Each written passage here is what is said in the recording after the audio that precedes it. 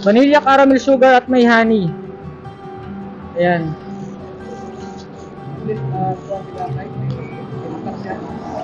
Basta. Saka lagyan po natin ng milk.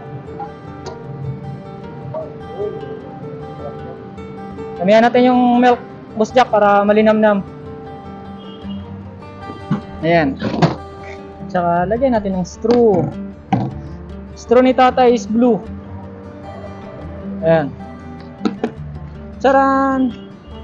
Tay! Taho, Tay! Ngayong gabi, nakapanya po nakatay? Okay, mas gwapo na siyang okay para sa ito ang lawas, no? Oo, ito nga po ni Kikan.